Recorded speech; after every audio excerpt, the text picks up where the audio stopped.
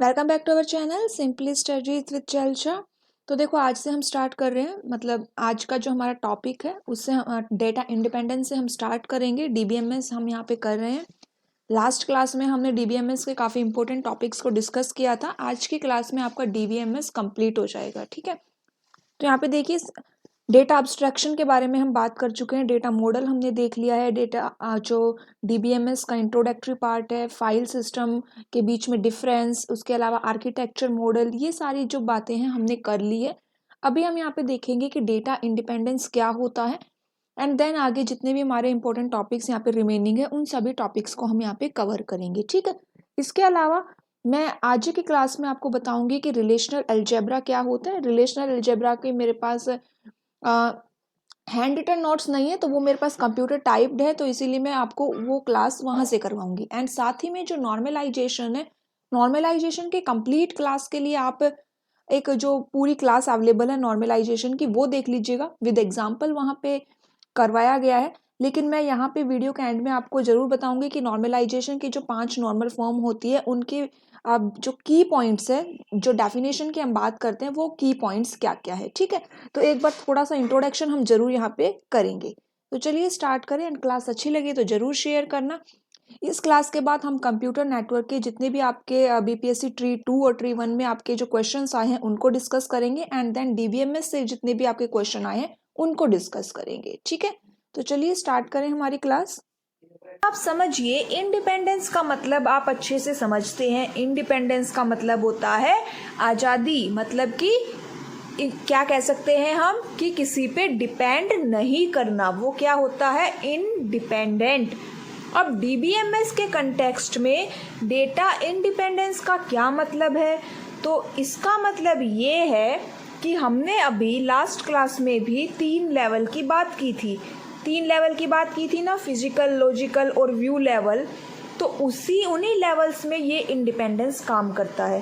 क्या काम करता है, देखिए कि अगर हम किसी एक लेवल के स्कीमा में कुछ मॉडिफिकेशन करें तो उससे हायर लेवल के स्कीमा में कोई भी चेंजेस नहीं आने चाहिए।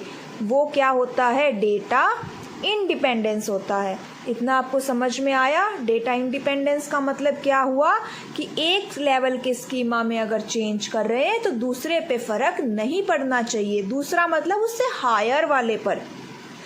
जो डेटा इंडिपेंडेंस है वो हम 3 स्कीमा आर्किटेक्चर के अंदर यूज़ करते हैं। 2 टाइप के होते हैं, लॉजिकल डेटा इंडिपेंडेंस और physical data independence.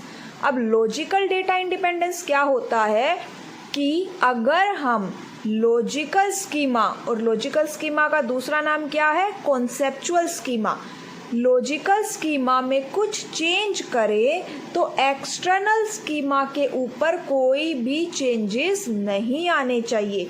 External schema का दूसरा नाम क्या था, व्यू स्कीमा, ठीक है। इतना हमें समझ आया कि अगर हम लॉजिकल स्कीमा में कुछ मॉडिफिकेशन करें तो एक्सटर्नल स्कीमा में कोई ऑल्टर नहीं होना चाहिए। जो लॉजिकल इंडिपेंडेंस है वो कॉन्सेप्चुअल व्यू को एक्सटर्नल व्यू से सेपरेट करती है। किसको सेपरेट करती है, कॉन्सेप्चुअल को एक्सटर्नल लेवल से सेपरेट करती है। अगर आप कोई भी चेंज करोगे कॉन्सेप्चुअल व्यू में तो यूज़र व्यू में कोई इफ़ेक्ट नहीं दिखाई देगा। इतना समझ आया। अब एक बात और समझिए कि जो लॉजिकल डेटा इंडिपेंडेंस है वो यूज़र इंटरफेस लेवल पे काम करता है। किस पे काम करता है, यूज़र इंटरफेस लेवल। अब इस डायग्राम को समझिए कि 3 लेवल गिवन है। यहाँ पे स्टोर्ड डेटाबेस है, फिजिकल लेवल, लॉजिकल लेवल को कॉन्सेप्चुअल लेवल बोल देते हैं, एक्सटर्नल लेवल को व्यू लेवल और फिजिकल लेवल को इंटरनल लेवल भी कहते हैं। एक्सटर्नल लेवल और लॉजिकल लेवल को कौन सेपरेट करता है, logical data independence. User interface level पे काम करता है ये। लॉजिकल और फिजिकल लेवल को कौन सेपरेट करेगा, फिजिकल डेटा इंडिपेंडेंस। अब फिजिकल डेटा इंडिपेंडेंस के बारे में देखते हैं। तो यहाँ पे देखिए इसका मतलब ये है कि अगर आप फिजिकल स्कीमा में कुछ चेंजेस करेंगे तो कॉन्सेप्चुअल स्कीमा, हायर लेवल की बात होती है, कॉन्सेप्चुअल स्कीमा पे कोई इफेक्ट नहीं होगा। अब हम क्या चेंज कर सकते हैं फिजिकल स्कीमा में? वहाँ पे डेटाबेस स्टोर होता है, तो मान लीजिए हम हमारे जो डेटाबेस सिस्टम सर्वर है उसका स्टोरेज साइज चेंज कर रहे हैं, तो कॉन्सेप्चुअल स्कीमा पे उसका कोई इफेक्ट नहीं होगा। ये किसको सेपरेट करता है? कॉन्सेप्चुअल लेवल को इंटरनल लेवल से, और लॉजिकल इंटरफेस लेवल पे ये काम करता है। एक बार हम फिर से इसका रिवीजन देखते हैं कि हमने क्या क्या देखा। डेटा इंडिपेंडेंस का मतलब क्या है कि characteristics of being able to modify the schema at one level of database without altering the schema at next higher level। 2 types का होता है, लॉजिकल और फिजिकल डेटा इंडिपेंडेंस। जो लॉजिकल डेटा इंडिपेंडेंस है हमारा, वो लॉजिकल स्कीमा में अगर कोई चेंज करेंगे तो एक्सटर्नल स्कीमा पे उसका कोई इफेक्ट नहीं होना चाहिए। ये कॉन्सेप्चुअल व्यू को एक्सटर्नल व्यू से सेपरेट करता है। कॉन्सेप्चुअल व्यू में कोई भी चेंज होगा तो एक्सटर्नल व्यू में वो दिखाई नहीं देगा, मतलब उस पर कोई फ़र्क ही नहीं पड़ेगा। यूज़र इंटरफेस लेवल पे ये होता है। फिज़िकल डेटा इंडिपेंडेंस की अगर बात की जाए तो अगर फिज़िकल स्कीमा में कोई चेंज होगा तो कॉन्सेप्चुअल पे उसका कोई इफेक्ट नहीं होगा। ये कॉन्सेप्चुअल लेवल को इंटरनल लेवल से सेपरेट करता है और लॉजिकल इंटरफेस लेवल पे होता है। ये थी। अब आपने देखा होगा कि जब हम एसक्यूएल यूज़ करते हैं तो वहाँ पे हम काफ़ी सारी कमांड्स यूज़ करते हैं। वो कमांड्स क्यों यूज़ करते हैं? जिससे कि हम उस डेटाबेस को एक्सेस कर पाए, मैनिपुलेट कर पाए। अब क्या है कि ये जो एक्सेस करना है डेटाबेस को, मैनिपुलेट करना है, ये सब कहाँ पे डिफ़ाइन होता है, किसकी हेल्प से होता है? ये सब होता है डेटाबेस लैंग्वेजेस की हेल्प से। कैसे? अब हर एक DBMS के पास क्या होती है? एक अप्रोप्राइट लैंग्वेज होती है, इंटरफेस होता है to express database queries and updates. अब ये जो लैंग्वेजेस होती है ना, ये क्या काम करती है? इन लैंग्वेजेस की हेल्प से हम डेटाबेस को रीड कर सकते हैं, स्टोर कर सकते हैं उसमें कुछ, और उसका डेटा को अपडेट भी कर सकते हैं। तो अब बात आती है कि DBMS लैंग्वेज कितने टाइप की होती है। तो देखो, DBMS लैंग्वेजेस 4 टाइप की होती है, DDL, DCL, DML और TCL।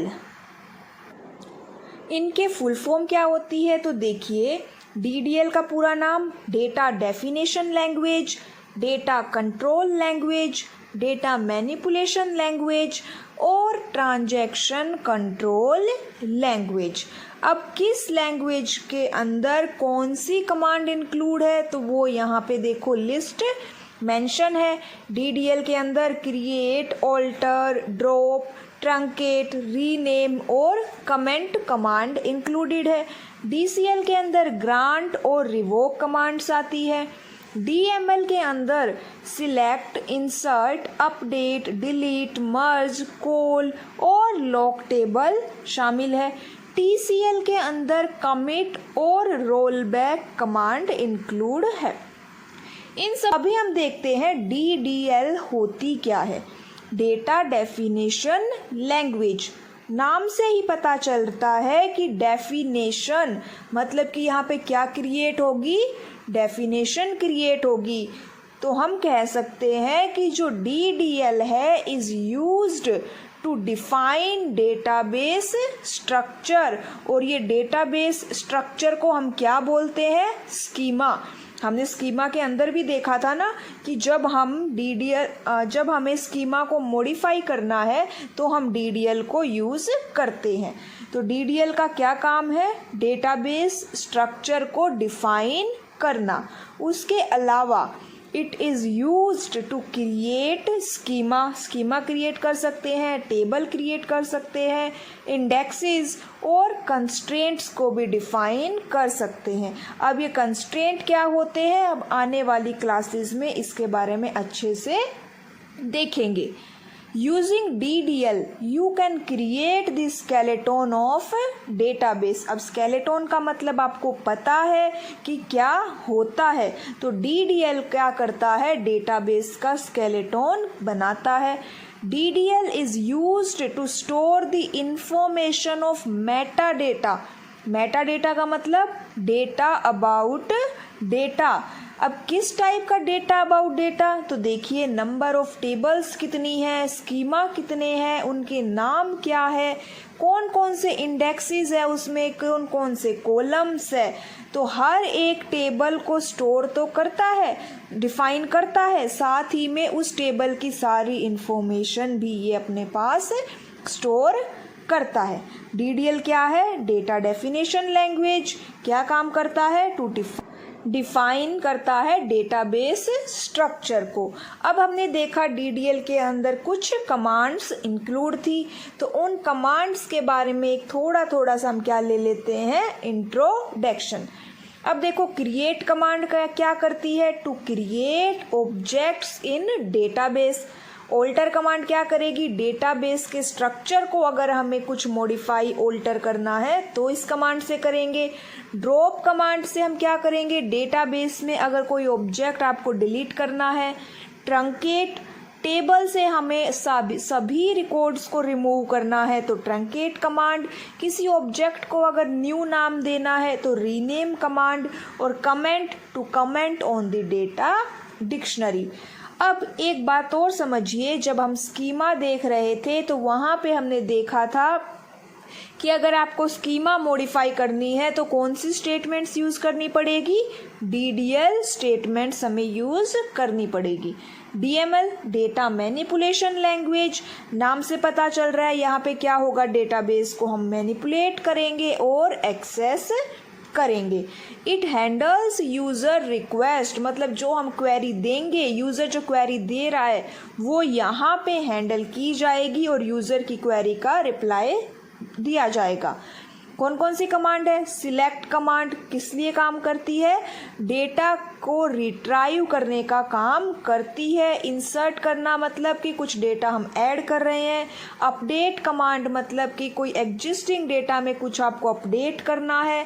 डिलीट कमांड का क्या मतलब है कि हमें रिकॉर्ड्स को डिलीट करना है। ड्रॉप, ट्रंकेट और डिलीट कमांड, ये तीनों ही कमांड्स डेटा को डिलीट करने के काम आती है और इनका डिफरेंस हम SQL में देखेंगे। मर्ज कमांड अपसर्ट ऑपरेशन करती है, इसका मतलब इंसर्ट और अपडेट ऑपरेशंस होते हैं। लॉक टेबल क्या करती है, कॉन्करेंसी को कंट्रोल करती है। DCL command data control language, इस कमांड में क्या होता है कि हम जो हमारा डेटा सेव है उसको रिट्राइव कर सकते हैं।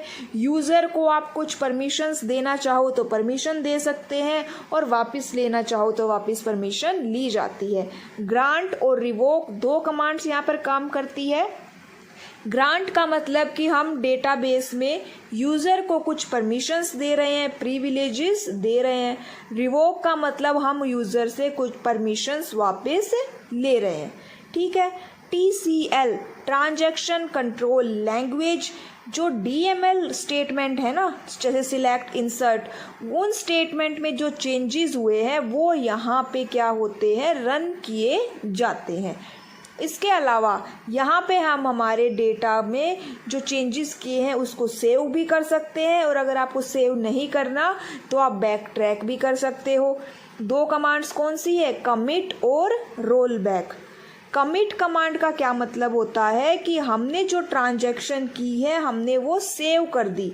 अगर आपने एक कोई भी ट्रांजैक्शन को कमिट कर दिया, सेव कर दिया, तो अब आप उससे बैक ट्रैक नहीं कर सकते। रोल बैक कमांड की हेल्प से भी हम उसको अंडू नहीं कर सकते। रोल बैक कमांड क्या होती है कि आपने कोई ट्रांजैक्शन की और कोई प्रॉब्लम आ गई।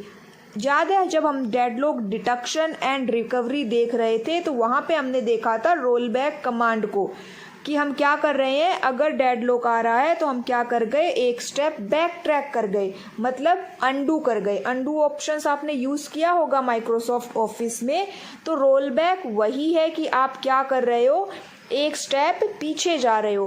कितना पीछे जा सकते हो आप, जब तक आपको कोई एक कमिट स्टेटमेंट ना मिल जाए। जैसे यहाँ पे मैंने लास्ट कमिट किया था, अपना रिकॉर्ड सेव किया था, अब इससे पीछे मैं नहीं जा सकती, केवल इस कमिट तक ही आप रोल बैक कर सकते हो। तो ये आपको समझ में आया TCL कमांड। एक बार हम देख लेते हैं कि हमने क्या क्या देखा। देखो, डेटाबेस लैंग्वेज होती है। डेटाबेस लैंग्वेज क्या करती है, यूज़र की जो क्वेरी होती है उनको एक्सेस करने में हेल्प करती है। डेटाबेस लैंग्वेज 4 टाइप की होती है। DDL में क्या होता है, डेटाबेस डिफाइन किया जाता है। DML के अंदर क्या होता है, डेटा को हम एक्सेस और मैनिपुलेट कर सकते हैं। DCL के अंदर आप यूज़र को परमिशंस दे सकते हो और उसे वापस ले सकते हो। TCL के अंदर जो DML के अंदर जो चेंजेस हुए हैं वो TCL के अंदर रन होते हैं। आप किसी एक पॉइंट पे कमिट भी कर सकते हो और चाहे तो रोल बैक भी कर सकते हो। एक बार कमिट हो गया तो हम उसको रोल बैक नहीं कर सकते। रोल बैक का मतलब जैसे कि आप अंडू ऑप्शन को करते हैं। सबसे पहले हमें पता होना चाहिए कि ट्रांजैक्शन क्या होता है। हम दिन में कम से कम, आप लोग ट्रांजैक्शन वर्ड को यूज़ करते ही होंगे और ट्रांजैक्शन भी करते होंगे। जब आप ATM में जाते हैं, अपने पैसे या तो विथड्रॉल करते हैं या फिर क्रेडिट करवाते हैं, तो वो क्या हो रही है वहाँ पर, वो ट्रांजैक्शन हो रही है। अब ट्रांजैक्शन क्या है, तो DBMS के कंटेक्स्ट में ट्रांजैक्शन जो है एक single logical unit of work है that access and possibly modifies the content of a database. Transaction क्या है, ट्रांजैक्शन एक सिंगल सी लॉजिकल यूनिट है जो क्या करती है कि हमारे डेटाबेस के कंटेंट को एक्सेस कर सकती है और मॉडिफाई भी कर सकती है। अगर आप बैंक में जाते हैं और वहाँ पे कोई ट्रांजैक्शन करते हैं तो आपका डेटाबेस चेंज होता है ना, आपका बैंक में जो अकाउंट है उसके अमाउंट में चेंजेस होते हैं। तो वो क्या हो रहे हैं, वो ट्रांजैक्शन की वजह से होते हैं। अब ये ट्रांजैक्शन क्या करती है, ट्रांजैक्शन जो है हमारे डेटा को एक्सेस कर सकती है। और क्या क्या कर सकते हैं हम उसमें, हम रीड ऑपरेशन कर सकते हैं और उसके अलावा राइट ऑपरेशन भी कर सकते हैं। जैसे हम पैसे जमा कर सकते हैं, क्रेडिट भी कर सकते हैं और उसको विथड्रॉल भी कर सकते हैं। अब आगे देखिए कि in order to maintain consistency in a database before and after the transaction certain properties are followed, these are called ACID properties. अब मान लो आप बैंक में गए, आपने वहाँ पे पैसे जमा करवाए, लेकिन आपके अकाउंट में जो बैलेंस था आपका वो अभी तक पहले वाला ही दिखा रहा है, मतलब अपडेट ही नहीं हुआ। तो ये क्या हुआ, ये कंसिस्टेंसी की प्रॉब्लम है।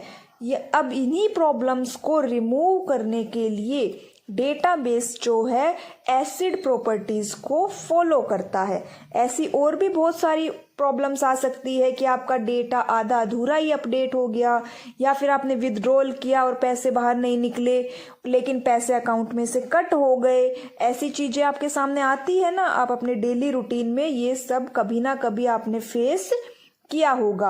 अब इन्हीं सब प्रॉब्लम्स को सॉल्व करने के लिए डेटाबेस कौन सी प्रॉपर्टीज को फॉलो करता है, एसिड प्रॉपर्टीज को फॉलो करता है। आपको अभी समझ में आ गया होगा कि ट्रांजैक्शन क्या होती है और ये एसिड प्रॉपर्टीज क्यों जरूरी है। अब एसिड प्रॉपर्टीज से क्या मतलब है, एटोमिसिटी, कंसिस्टेंसी, आइसोलेशन और ड्यूरेबिलिटी। अब सबसे पहले हम देखते हैं एटोमिसिटी के बारे में। एक लाइन में अगर हम इसको समझे तो एटोमिसिटी का मतलब है ऑल और नथिंग, या तो सब कुछ या कुछ भी नहीं। इस रूल को ये फॉलो करती है। एग्जाम्पल से समझिए कि यहाँ पे 2 ट्रांजैक्शन हो रही है, ए और बी। ठीक है, कितनी ट्रांजैक्शन हो रही है यहाँ पर, 2 ट्रांजैक्शंस है, ए और बी। ए ट्रांजैक्शन में क्या काम हो रहा है कि पहले मेरा बैलेंस 300 था, मैंने उसमें से 100 डेबिट कर दिया, अवेलेबल होना चाहिए 200। बी ट्रांजैक्शन में क्या होना चाहिए कि बैलेंस 300 था, क्रेडिट किया 100 और अवेलेबल कितना बचना चाहिए 400। लेकिन यहाँ पे देखो 300 शो हो रहा है, इसका मतलब क्या हुआ कि ए ट्रांजैक्शन तो सक्सेसफुल हो गई, लेकिन बी ट्रांजैक्शन जो है वो क्या हो गई, फेल हो गई। ए ट्रांजैक्शन सक्सेसफुल हुई और बी क्या हो गई, फेल हो गई। अब ये जो है ना, यही प्रॉब्लम क्या है, एटोमिसिटी की प्रॉब्लम है। मतलब एटोमिसिटी इस प्रॉब्लम को क्या कर रहा है, दूर कर रहा है। क्या करेगा कि या तो ए और बी दोनों ट्रांजैक्शन हो या फिर इनमें से कोई भी ना हो। ये क्या कहलाती है, ये चीज एटोमिसिटी कहलाती है। या तो सारी ट्रांजैक्शन एक साथ हो या फिर कोई भी ना हो। अब ये कैसे करेगा इस चीज को, तो जो एटोमिसिटी है उसके अंदर जो पूरी ट्रांजैक्शन है हमारी प्रोसेस की, वो एक बार में ही होगी। या तो वो एक बार में होगी या वो ट्रांजैक्शन नहीं होगी। बीच का कोई रास्ता नहीं है कि आधी हो गई आधी नहीं हुई। ठीक है, ये समझ आया आपको एटोमिसिटी के बारे में कि बीच का इसमें कोई भी रास्ता नहीं होगा। या तो ए और बी दोनों ट्रांजैक्शन सक्सेसफुल होंगी या फिर कोई भी नहीं होगी। अब इसमें देखिए दो ऑपरेशंस यहाँ पे यूज होते हैं, एक होता है अबॉर्ट और एक होता है कमिट। अगर ट्रांजैक्शन सक्सेसफुल नहीं हुई तो क्या हो जाएगी, वो ट्रांजैक्शन हमारी अबॉर्ट हो जाएगी और वो चेंजेस डेटाबेस पे विजिबल नहीं होंगे। जैसे दूसरा क्या है हमारा कमिट, अगर ट्रांजैक्शन सक्सेसफुल हुई तो आपके चेंजेस विजिबल हो जाएंगे। अब कई बार आप पैसे निकालते हो, पैसे बाहर नहीं आते लेकिन अकाउंट में से कट हो जाते हैं, बाद में वो क्या होता है, वो आपकी प्रॉब्लम सोल्व हो जाती है और आपका बैंक बैलेंस पहले जैसा हो जाता है। ये चीज क्या है, एटोमिसिटी। सेकंड देखिए कंसिस्टेंसी। कंसिस्टेंसी को एक लाइन में कैसे समझें कि हमारा डेटा हमेशा करेक्ट होना चाहिए, इंटीग्रिटी को मेंटेन करके रखना चाहिए। अब इंटीग्रिटी को मेंटेन रखने का क्या मतलब है कि ट्रांजैक्शन से पहले और ट्रांजैक्शन के बाद हमारा डेटा क्या होना चाहिए, करेक्ट होना चाहिए, कंसिस्टेंट होना चाहिए। ठीक है, अब यहाँ पे देखो इस चीज को हम एक एग्जाम्पल से अगर समझे कि यहाँ पे हमारी दो ट्रांजैक्शन हो रही है T1 और T2। ठीक है, दो ट्रांजैक्शन है यहाँ पे। अब यहाँ पे ये बिफोर नहीं है, दोनों में ही टोटल आफ्टर है। ठीक है, टोटल आफ्टर T1 और टोटल आफ्टर T2। तो जब T1 ट्रांजैक्शन होगी तो 500 + 200 = 700 होना चाहिए, और जब T2 ट्रांजैक्शन होगी तब 400 + 300 = 700 होना चाहिए। लेकिन मान लीजिए कि T1 ट्रांजैक्शन तो कंप्लीट हो गई, मतलब डेटा 700 हो गया, और T2 ट्रांजैक्शन फेल हो गई, वो डेटा 700 नहीं हुआ। तो अब ये क्या है, ये आधा अधूरा वहां पे क्या दिखाई देगा, हमें रिजल्ट दिखाई दे रहा है कि T1 का रिजल्ट 700 दिखाई दे रहा है लेकिन T2 का कंप्लीट नहीं हुआ। तो ये क्या हुआ, इनकंसिस्टेंट हुआ। इनकंसिस्टेंट को आप इस तरह से भी समझ सकते हो कि जब तक ये दोनों ट्रांजैक्शन कंप्लीट ना हो जाए ना, वो इंटरमीडिएट रिजल्ट को ना शो करे, जो बीच में जो रिजल्ट्स आ रहे हैं ना वो उनको विजिबल ना करे। जब ट्रांजैक्शन कंप्लीट हो जाए तभी हमारा रिजल्ट क्या हो, विजिबल हो। और इसी चीज को क्या कहते हैं, कंसिस्टेंसी कहते हैं। अगर बीच वाला रिजल्ट हमारा इंटरमीडिएट रिजल्ट विजिबल होगा तो क्या होगा, हमारा डेटा इनकंसिस्टेंट रहेगा और करेक्टनेस की प्रॉब्लम भी वहां पे, मतलब इनकरेक्टनेस की प्रॉब्लम भी वहां पर आएगी। तो इतनी बात हमें समझ आई। अब यहाँ पे देखो कि कंसिस्टेंसी के अंदर जो आपकी वैल्यू है ना वो प्रिजर्व होनी चाहिए। वैल्यू प्रिजर्व होने का मतलब क्या है कि अगर आपका डेटा, आपकी ट्रांजैक्शन फेल हो गई तो जो आपकी पहले वाली प्रिजर्व वैल्यू है वो उसी को शो करे। इतना हमें समझ आया कि कंसिस्टेंसी क्या होती है। ठीक है, अब बात करते हैं थर्ड प्रॉपर्टी आइसोलेशन की। आइसोलेशन की थर्ड प्रॉपर्टी है आइसोलेशन को एक लाइन में कैसे समझेंगे कि आइसोलेशन का मतलब होता है सेपरेशन। अब सेपरेशन कैसे काम करेगा कि जो हमारा डेटाबेस होता है उसके अंदर कॉन्करेंटली मतलब एक साथ मल्टीपल प्रोसेसेस हो रही होती है ना, मल्टीपल प्रोसेसेस होती है, लेकिन अब वो प्रोसेस जो है एक दूसरे में इंटरफेयर ना करे, वही क्या चीज है, आइसोलेशन। अगर डेटाबेस में दो ऑपरेशन एक साथ हो रहे हैं तो वो दोनों जो ऑपरेशंस है वो एक कंप्लीट होने के बाद ही दूसरा स्टार्ट हो, ठीक है। अगर दो ऑपरेशन डिफरेंट डेटाबेस के अंदर हो रहे हैं तो वो जो दोनों ऑपरेशन है वो एक दूसरे में इंटरफेयर ना करे, इसी चीज को आइसोलेशन कहते हैं। किसको कहते हैं कि जो डेटा है, जो ट्रांजैक्शंस हो रही है, ऑपरेशंस हो रहे हैं, वो एक दूसरे में इंटरफेयर ना करे। अगर सेम डेटाबेस के अंदर ऑपरेशंस परफॉर्म हो रहे हैं तो पहले एक ऑपरेशन कंप्लीट होगा, फिर उसके बाद दूसरा स्टार्ट होगा। When two or more transactions occur simultaneously तो consistency should remain maintained। अब ये वही बात आ गई कि अगर ऑपरेशंस एक साथ हो रहे हैं तो कंसिस्टेंसी मेंटेन होनी चाहिए, वैल्यू प्रिजर्व होनी चाहिए, इंटरमीडिएट रिजल्ट को वो शो नहीं करे, ठीक है। ये क्या थी हमारी आइसोलेशन। आइसोलेशन का मतलब क्या है कि मल्टीपल प्रोसेसेस एक दूसरे में इंटरफेयर ना करें।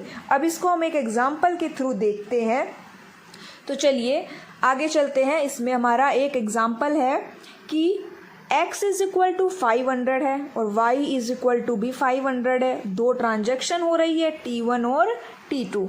T1 ट्रांजैक्शन क्या कहती है कि रीड x, मतलब x की वैल्यू कितनी है 500, x is equal to x multiply 100, तो अब x की वैल्यू कितनी हो गई 50,000। उसके बाद राइट x का मतलब क्या हुआ, x की वैल्यू सेव हो गई।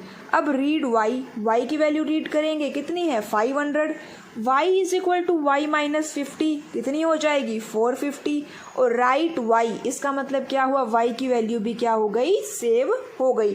T1 ट्रांजैक्शन सक्सेसफुल रही। T2 के अंदर रीड x, अब x की वैल्यू कितनी है 50,000, रीड y कितनी है 450। अब z is equal to X plus Y कितनी हो जाएगी 50,450। राइट z मतलब कि उसकी वैल्यू क्या कर दी है, सेव। अब ये रिजल्ट कब आएगा, जब T1 और T2 दोनों ट्रांजैक्शन सक्सेसफुल रहेगी। अब मान लो कि T1 ट्रांजैक्शन बीच में ही फेल हो गई। कहाँ पे फेल हो गई, वो रीड y के बाद वो फेल हो गई, मतलब आगे की जो दो लाइनें थी, दो स्टेटमेंट थी, वो उसने कंप्लीट एग्जीक्यूट नहीं करी। अब यहाँ पे क्या होगा, और अगर आइसोलेशन की प्रॉपर्टी नहीं है तो T2 क्या करेगा, y की वैल्यू को कितना रीड करेगा 500, और z की वैल्यू कितनी हो जाएगी 50,500। हमारा डेटा क्या हुआ, यहाँ पे इनकंसिस्टेंट रहा, गलत रहा। तो यही चीज़ क्या थी, इसी चीज को किस में रिमूव किया गया, आइसोलेशन प्रॉपर्टी में। आइसोलेशन कहती है कि अगर T1 ट्रांजैक्शन कंप्लीट होगी तभी T2 ट्रांजैक्शन स्टार्ट होगी।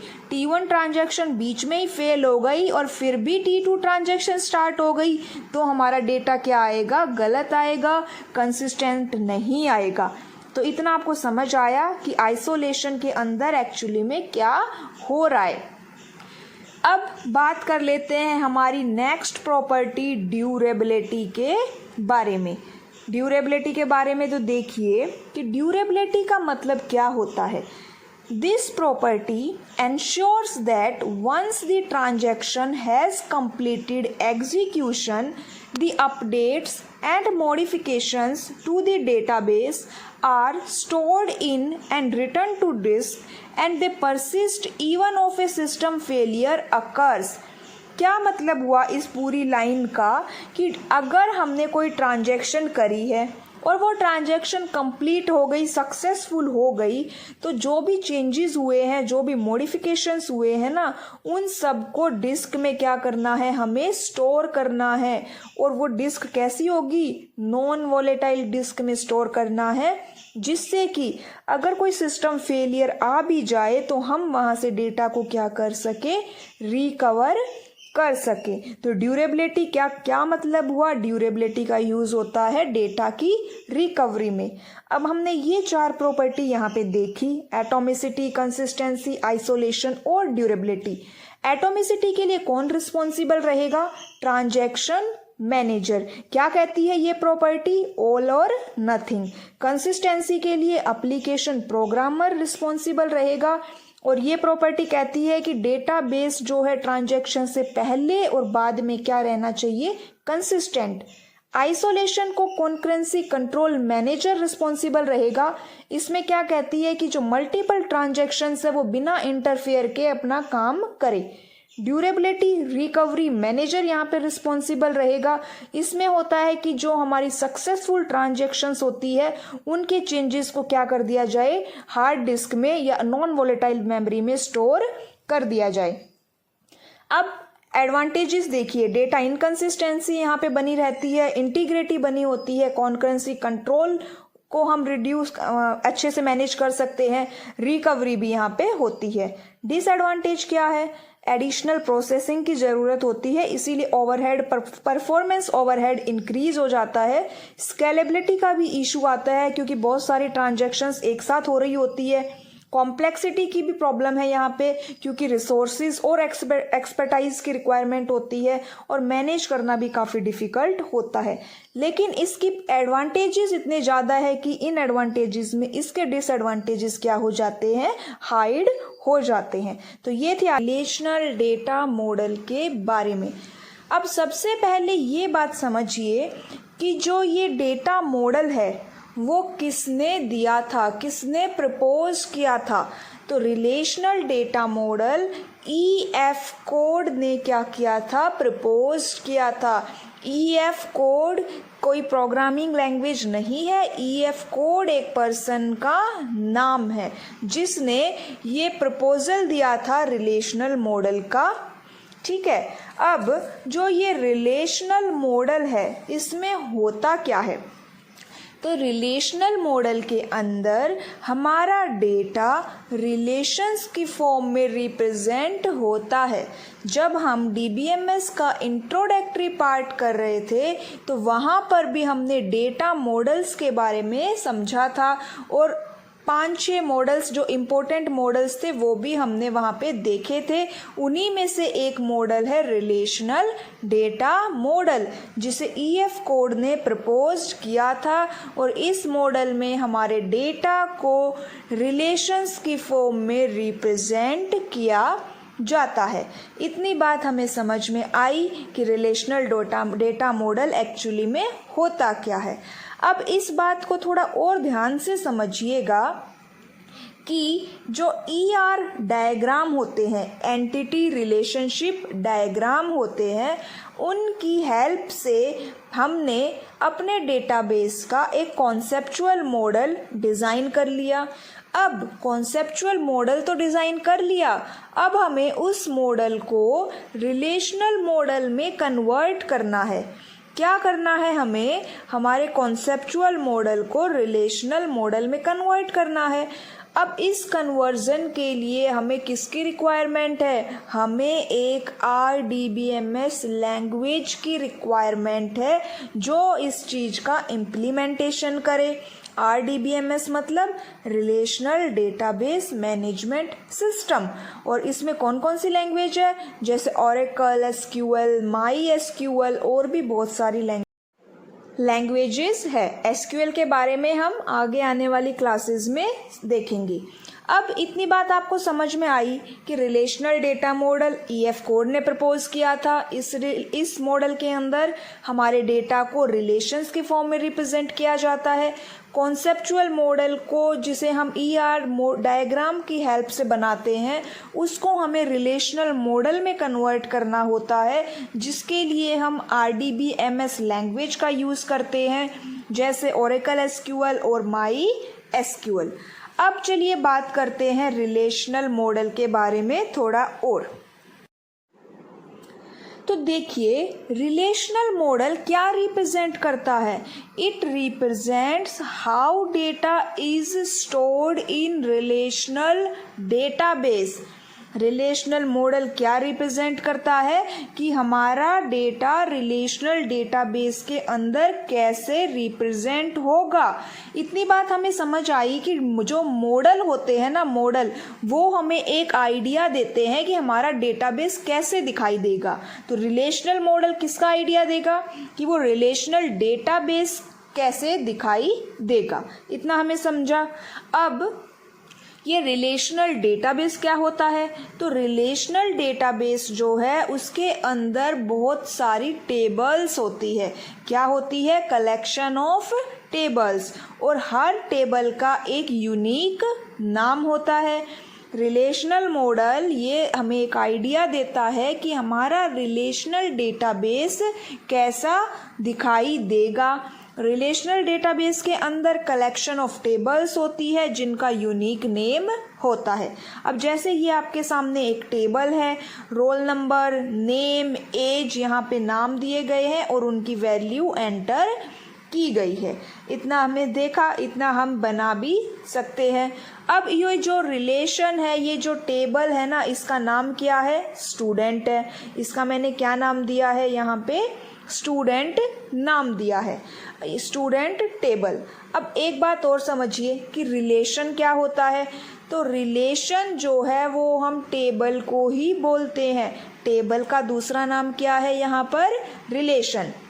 जैसे ये स्टूडेंट टेबल है तो इसको हम क्या कह सकते हैं? Student relation. टेबल के अंदर क्या होंगी? रोज और कॉलम्स होंगी जो क्या शो करेंगी? डेटा को शो करेगी और उनके बीच के रिलेशनशिप को भी शो करेगी। अब ये हमने समझ लिया कि भाई रिलेशन क्या होता है। DBMS के कंटेक्स्ट में टेबल का दूसरा नाम क्या है? रिलेशन है। अब कुछ प्रॉपर्टीज़ देख लेते हैं रिलेशन की। तो सबसे पहली प्रॉपर्टी क्या है कि जो हमारे रिलेशन का नाम है, जो टेबल का नाम है, वो क्या होना चाहिए? यूनिक होना चाहिए। ऐसा नहीं है दो टेबल का आपने सेम नाम ही दे दिया। Second, each relation cell contain exactly 1 atomic value. इसका क्या मतलब हुआ कि आप एक सेल के अंदर एक से ज़्यादा वैल्यू एंटर नहीं कर सकते, जैसे 16 और 17। Third, each attribute contains contains ए डिस्टिंक्ट नेम। मतलब जो एट्रीब्यूट क्या है? कैरेक्टरिस्टिक्स है हमारे टेबल के, उनका भी नेम क्या होना चाहिए? यूनिक होना चाहिए। Tuple has no duplicate value. Tuple क्या होता है? एट्रीब्यूट क्या होता है? इसको हम आगे देखेंगे। फिफ्थ पॉइंट क्या है? Relational model supports data definition, data management and transaction management. और ये क्या है? DDL, DML और TCL, मतलब ये इनको भी सपोर्ट करता है। Each row represents a single entity. हर एक रो क्या रिप्रेजेंट करेगी? एक सिंगल एंटिटी को रिप्रेजेंट करेगी। अब चलिए देखिए एट्रीब्यूट्स क्या होते हैं, तो समझिएगा इस टेबल के थ्रू। ये जो रोल नंबर है, नेम है, एज है, ये सब क्या है? एट्रीब्यूट है। हमने देखा था कि एट्रीब्यूट कैरेक्टरिस्टिक्स होते हैं और मेरी टेबल क्या है? स्टूडेंट है। तो रोल नंबर, नेम, एज, क्या ये तीनों नाम मेरी स्टूडेंट टेबल की कैरेक्टरिस्टिक्स को नहीं बता रहे हैं? बता रहे हैं। वो बता रहे हैं कि स्टूडेंट का रोल नंबर क्या है, उसका नेम क्या है, उसकी एज क्या है। तो ये जो हेडिंग वाली रो है ये क्या होती है? एट्रीब्यूट्स होते हैं। कितने एट्रीब्यूट्स हैं यहाँ पर? 3 एट्रीब्यूट्स है। इतना हमने समझा। अब ये जो पूरा रोल नंबर एक कॉलम है, नेम क्या है दूसरा कॉलम और एज क्या है यहाँ पे थर्ड कॉलम। कॉलम कितने हो गए यहाँ पे 3 कॉलम्स हो गए।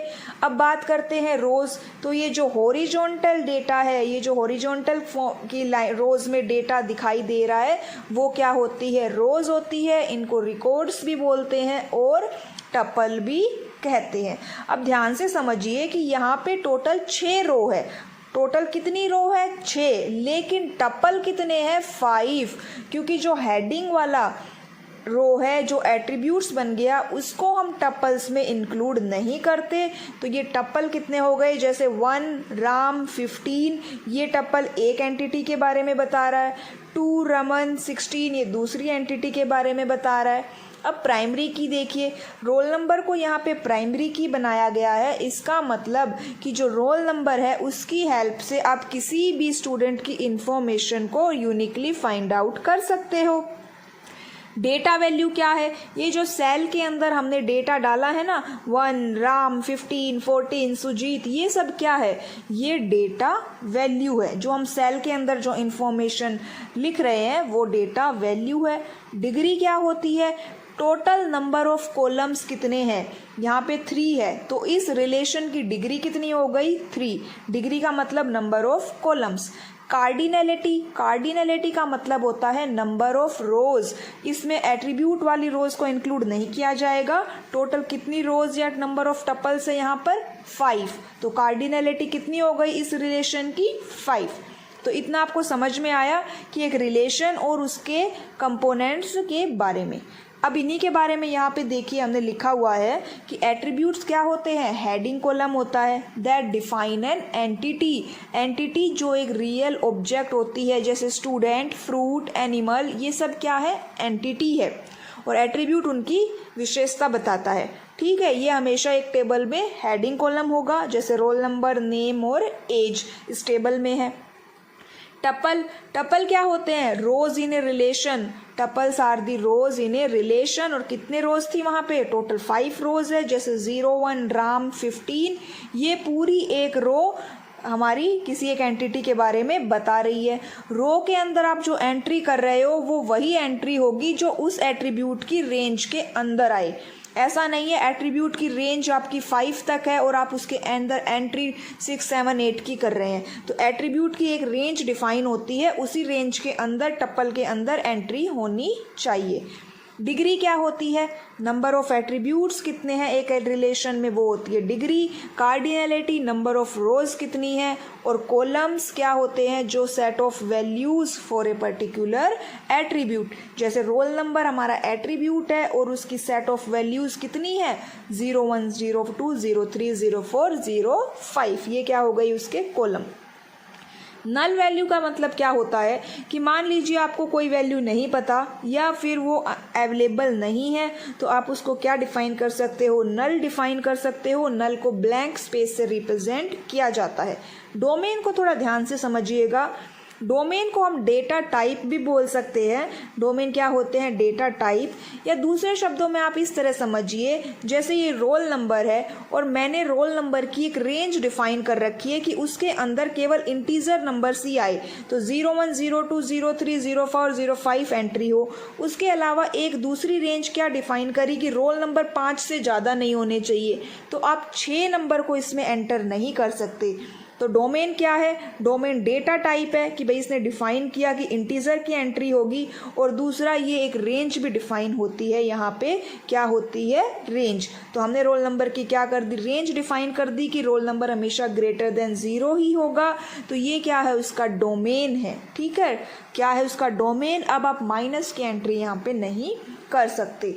इतना हमें समझ आया कि डोमेन होता क्या है। Each attribute in A domain must have well defined domain.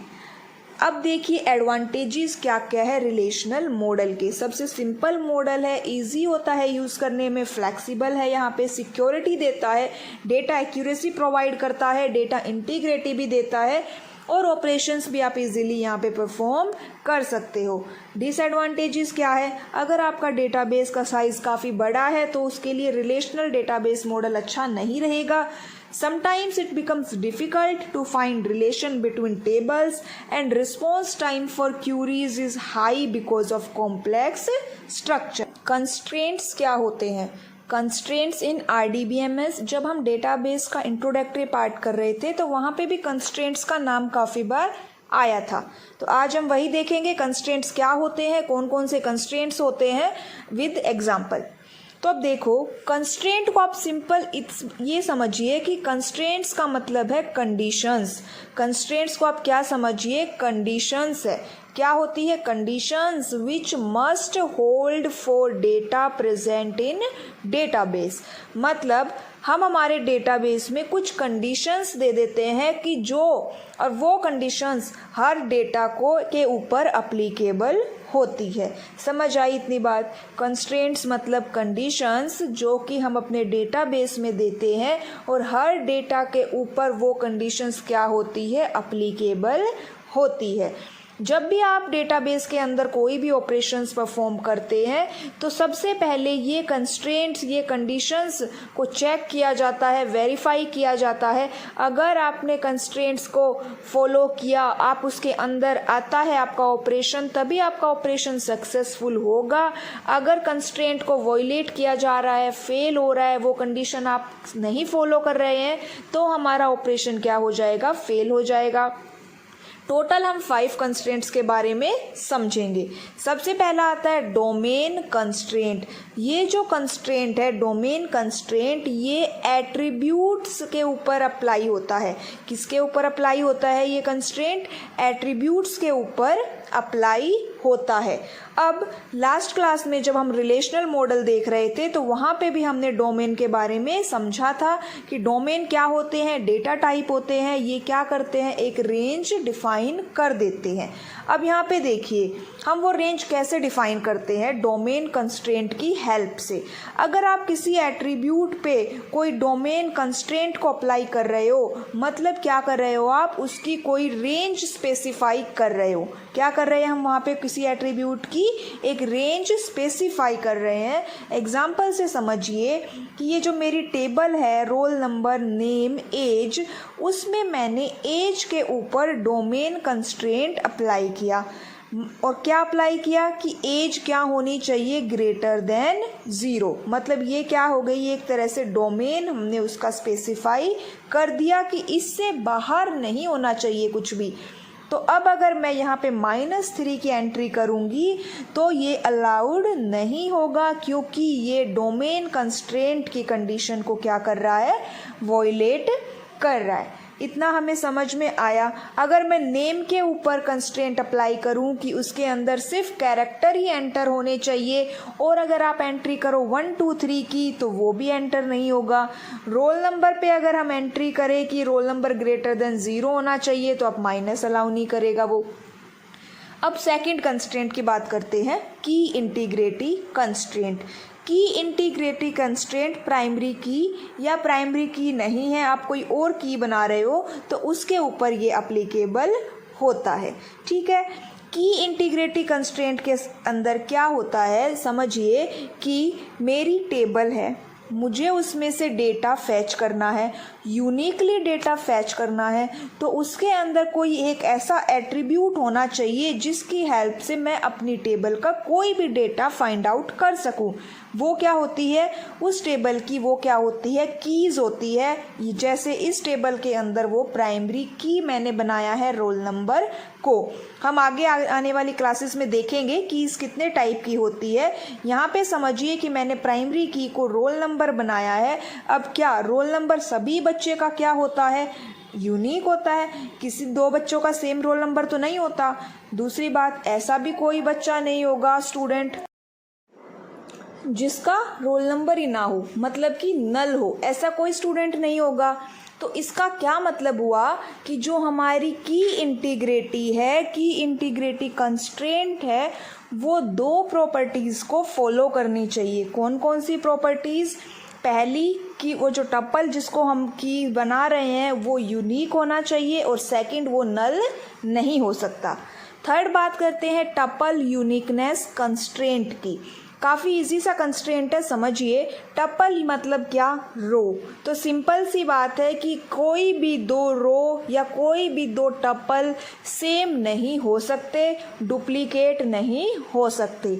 जैसे इस टेबल में दिखाई दे रहा है कि आपको फर्स्ट और थर्ड रो क्या है, सेम है, तो ये क्या हो रहा है, यहाँ पे टपल यूनिकनेस के कंस्ट्रेंट का वॉयलेशन हो रहा है। फोर्थ आता है एंटिटी इंटीग्रिटी कंस्ट्रेंट। अब एंटिटी इंटीग्रिटी कंस्ट्रेंट, पहली बात तो ये समझिएगा, ये जो कंस्ट्रेंट है ना, ये ऑटोमेटिकली की इंटीग्रिटी फॉलो करता है। कैसे? क्योंकि की इंटीग्रिटी के अंदर हम कीज़ बनाते हैं, प्राइमरी की बनाते हैं।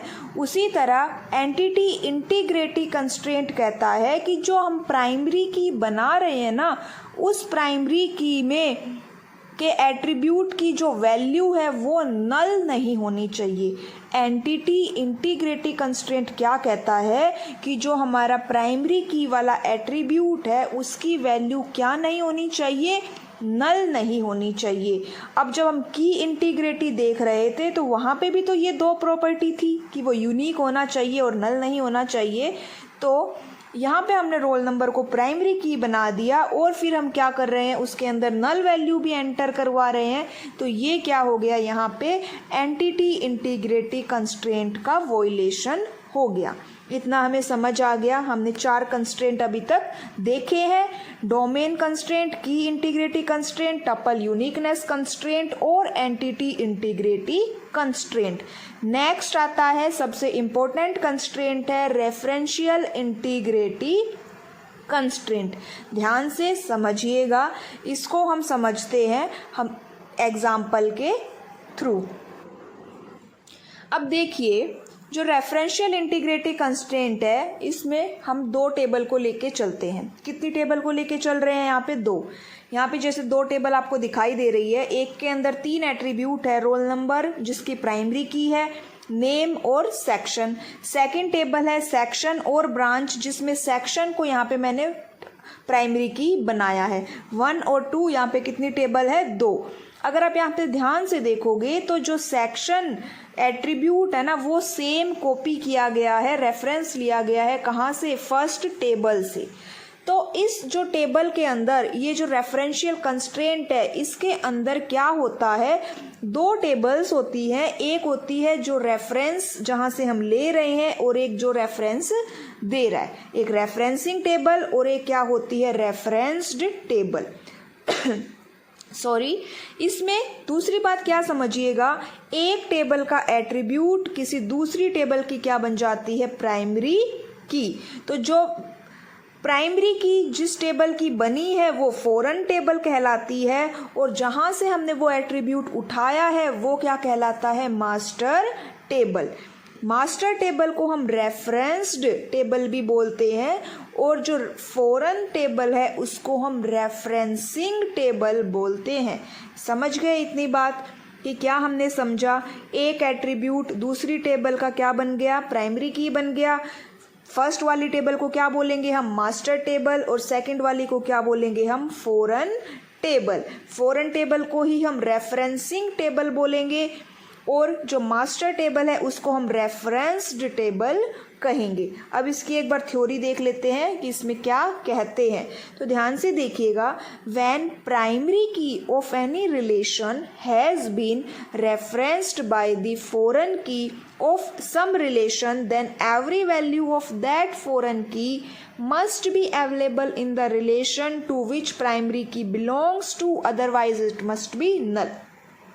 सिंपल शब्दों में ये कहना चाह रहा है कि हम जिस एट्रीब्यूट को उठा के दूसरी टेबल की प्राइमरी की बना रहे हैं ना, वो प्राइमरी की जिसको जो फॉरेन की बन जाती है वो सारे एट्रीब्यूट कंटेन करे, या तो सारे एट्रीब्यूट कंटेन करे या फिर वो वहाँ पे नल लिखे, कम नहीं कर सकते। ठीक है।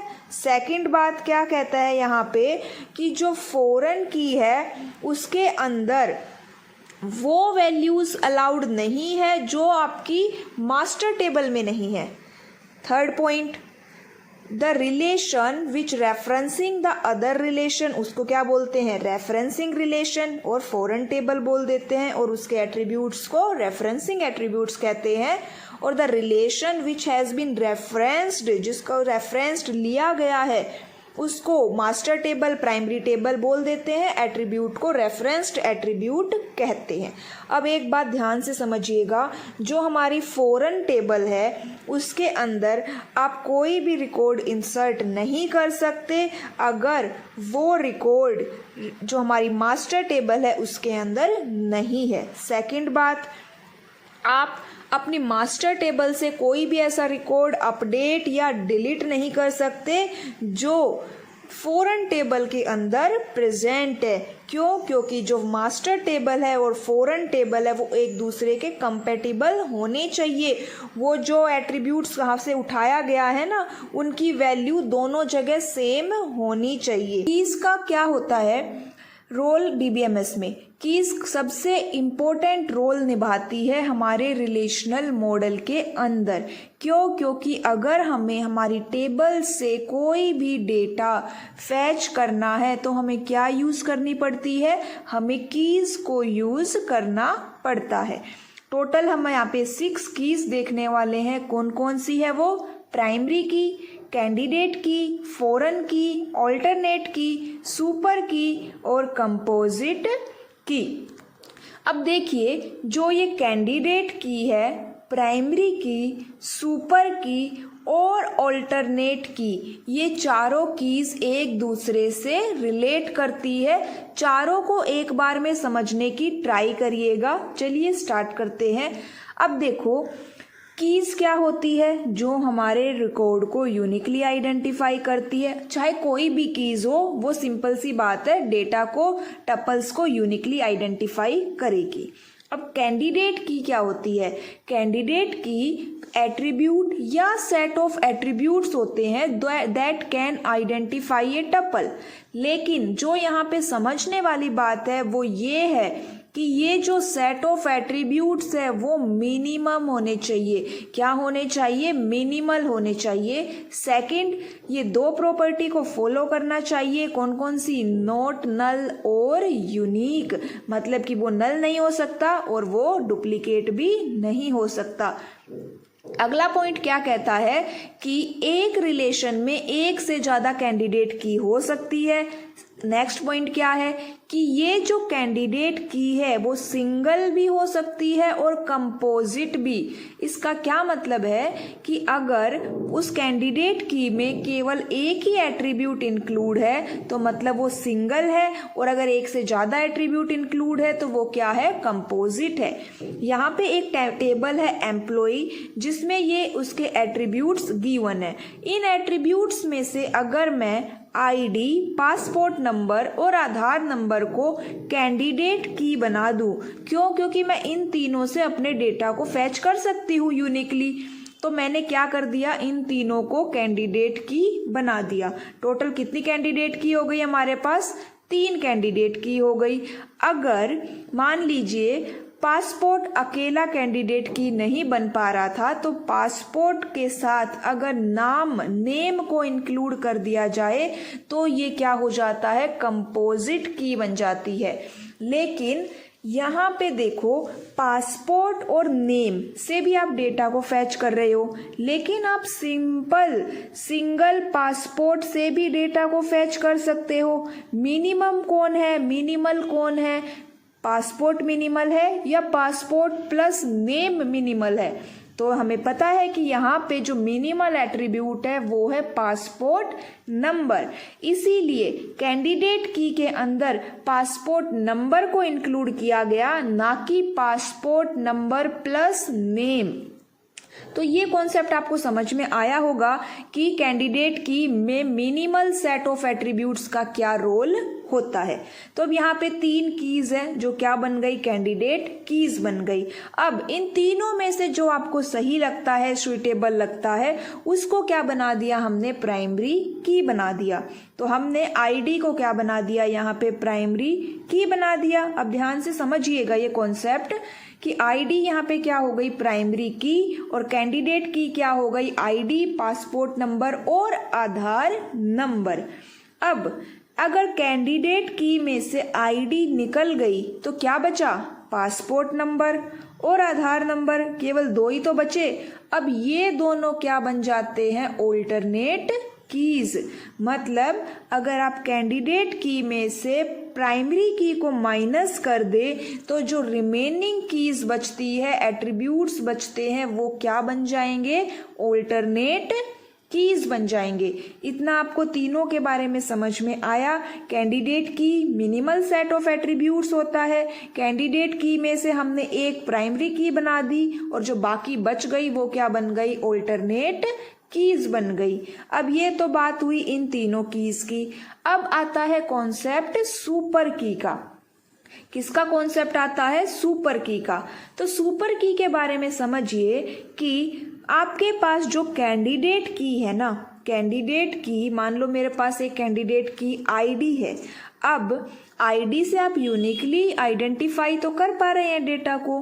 अगर मैं आईडी के साथ नेम को भी इंक्लूड कर दूं, क्या कर दूं, आईडी के साथ मैं नेम को भी इंक्लूड कर दूं, तो वो क्या बन जाएगी, मेरी सुपर की बन जाएगी। तो हमने अभी तक क्या देखा, कैंडिडेट की देखा, आईडी, पासपोर्ट नंबर, आधार नंबर, उसमें से आईडी क्या बन गई, प्राइमरी की बन गई, और जो बच गए वो क्या बन गए, ऑल्टरनेट कीज बन गई। इतने में अगर आपको कोई प्रॉब्लम है तो आप कमेंट करके पूछ सकते हैं। अब यहाँ पे देखो सुपर की, जैसे अब मैं अगर पासपोर्ट नंबर और नेम इन दोनों को अगर एक साथ लिख लूँ, इन दोनों को अगर एक साथ यूज करूँ तो ये भी क्या बन जाती है, एक सुपर की।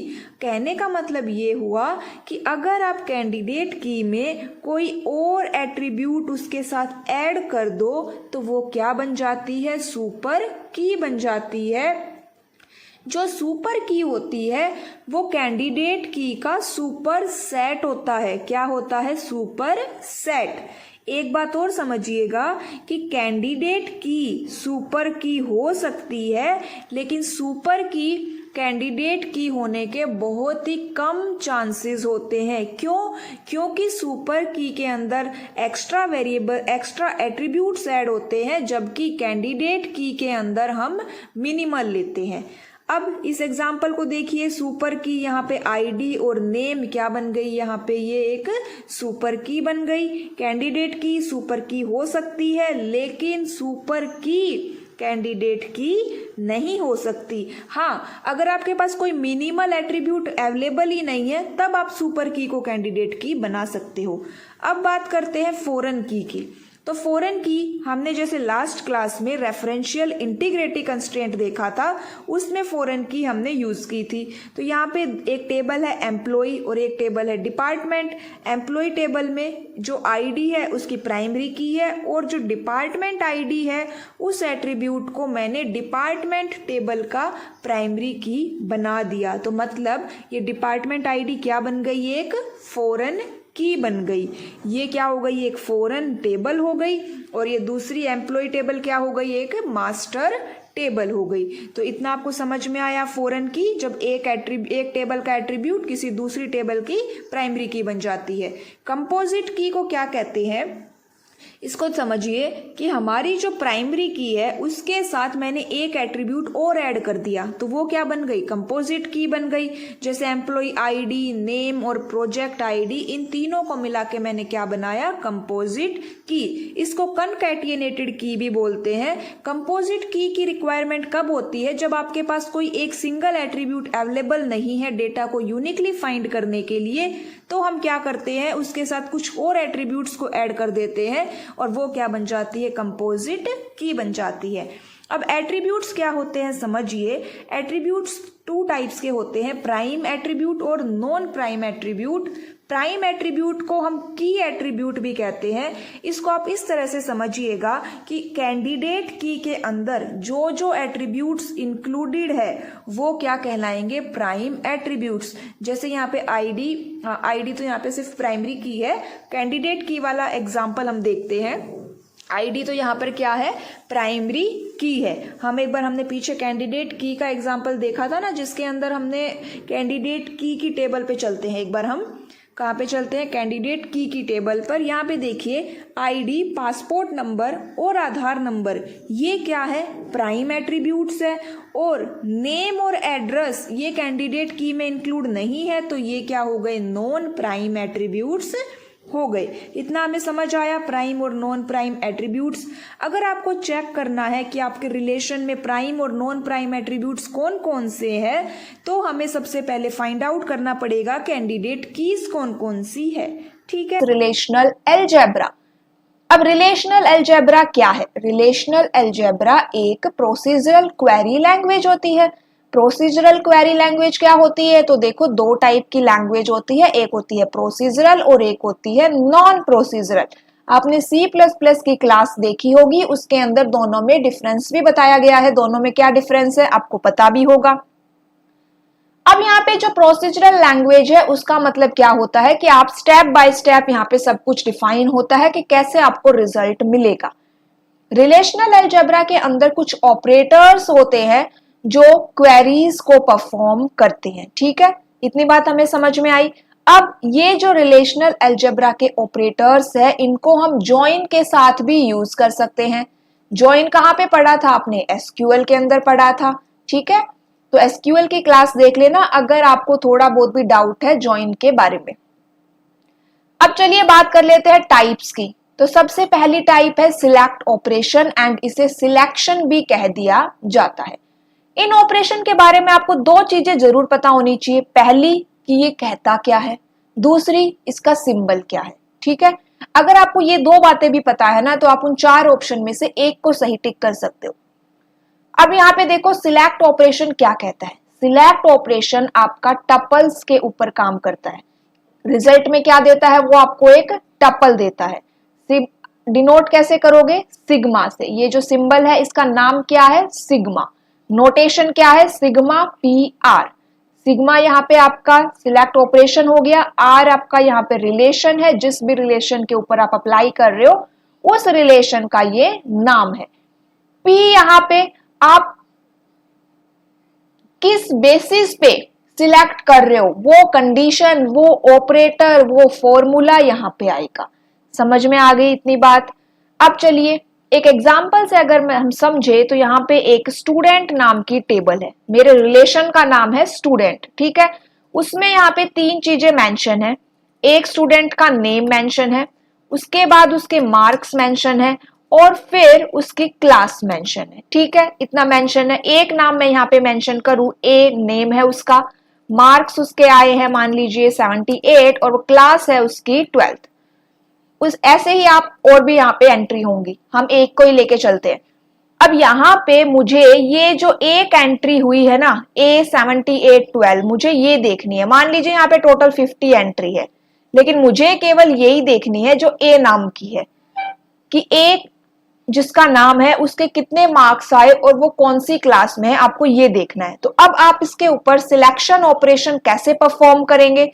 तो देखिए इसके ऊपर सिलेक्शन ऑपरेशन हम कैसे परफॉर्म करेंगे मैं आपको बताती हूं। यहाँ पे क्या लिखेंगे, यहाँ पे आप सिग्मा, सिंबल की नहीं लिखा है मैंने, आप सीधा सिग्मा लिख दिया है। आप सिग्मा वहां पे बनाएंगे। ठीक है, उसके बाद सिग्मा के बाद किसके ऊपर अप्लाई करना चाह रहे हो आप? नेम के ऊपर अप्लाई करना चाह रहे हो, है ना, कि मुझे इसी नाम के बेसिस पे तो आप दिखाना चाह रहे हो, तो नेम दे दिया। इज इक्वल्स टू, एक मिनट रुकिएगा,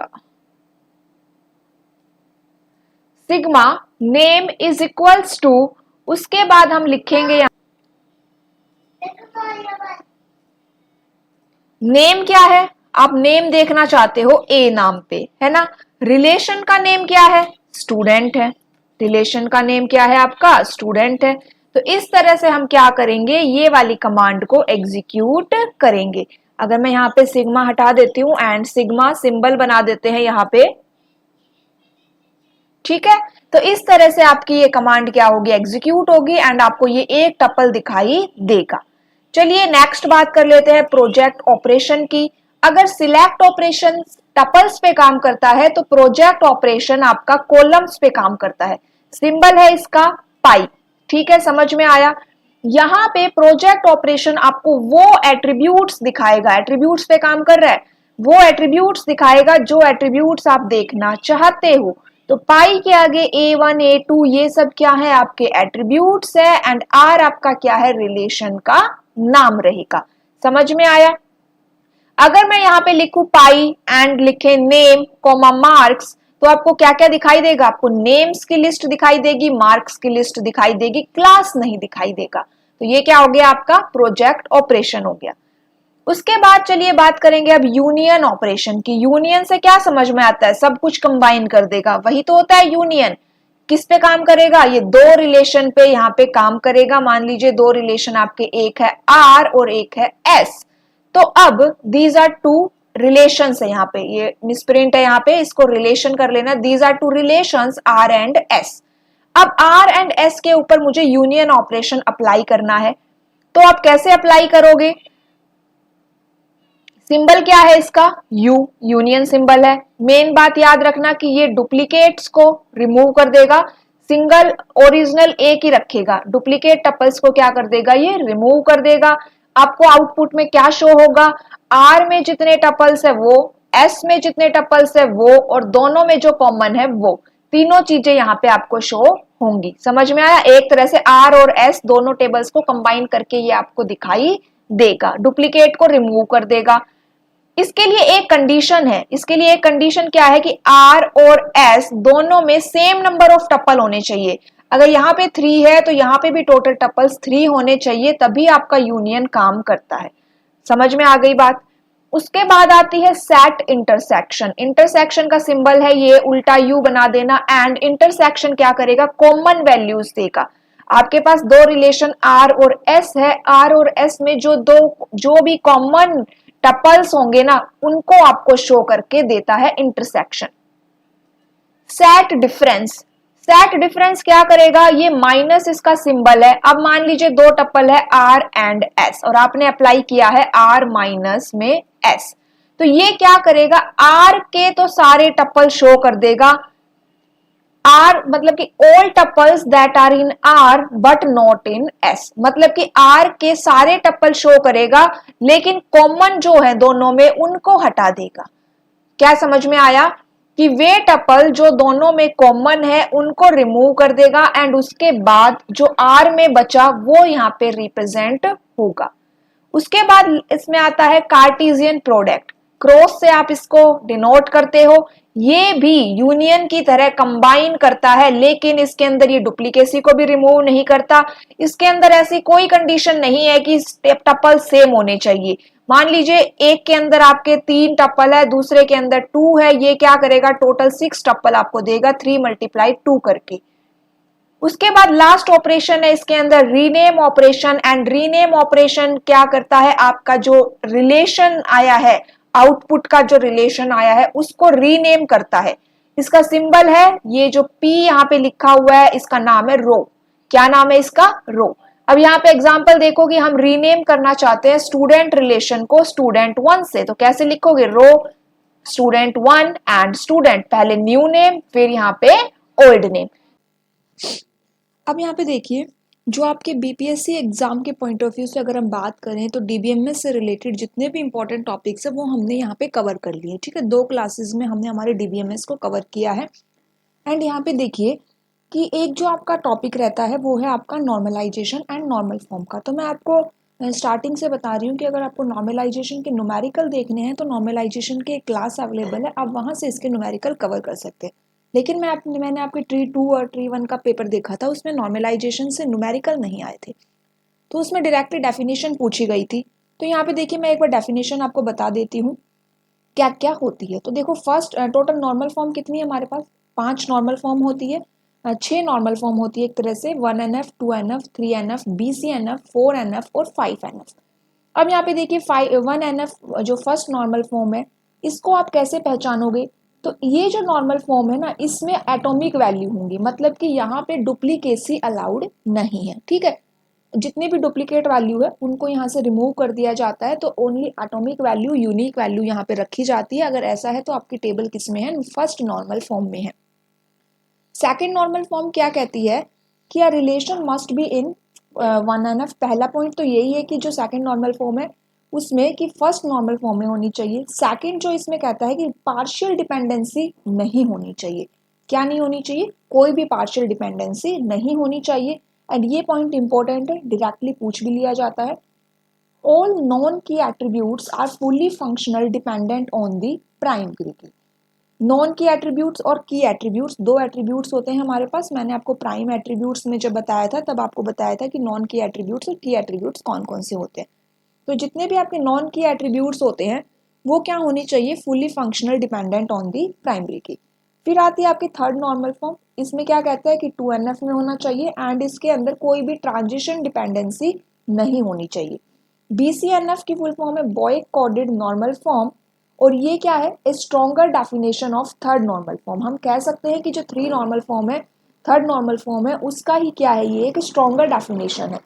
इसमें क्या है कि आपका कि जो every determinant is a candidate की, क्या कहता है ये कि जितने भी आपके डिटर्मिनेंट है वो क्या होंगे? कैंडिडेट की होंगे। तो यहाँ पे अगर आपको BCNF चेक करना है तो आपको सारी कैंडिडेट की फाइंड आउट करनी पड़ेगी।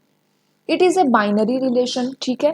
फिर आती है आपकी फोर्थ नॉर्मल फॉर्म। ये क्या है? It is an BCNF and no multi value dependency. 5NF क्या कहती है कि if it is in 4NF और it doesn't contain any joint dependency, joining should be lossless. तो ये क्या है? आपकी टोटल जो 6 नॉर्मल फॉर्म है उनके कुछ की पॉइंट्स है, ठीक है। इसके अलावा कंप्लीट क्लास के लिए आप नॉर्मलाइजेशन की क्लास को देख सकते हो। यहाँ पे आपका DBMS कंप्लीट हो जाता है। अभी हम नेक्स्ट क्लास में हमारे जो कंप्यूटर नेटवर्क और DBMS के जो आपके BPSC ट्री 2 और ट्री 1 में जो क्वेश्चंस आए हुए हैं उनको डिस्कस करेंगे, ठीक है। क्लास अच्छी लगी तो जरूर शेयर करना। नोट्स अवेलेबल है, टेलीग्राम ग्रुप को ज्वाइन कर सकते हो। कमेंट करके बता सकते हो कि क्लास कैसी लगी। Thank you.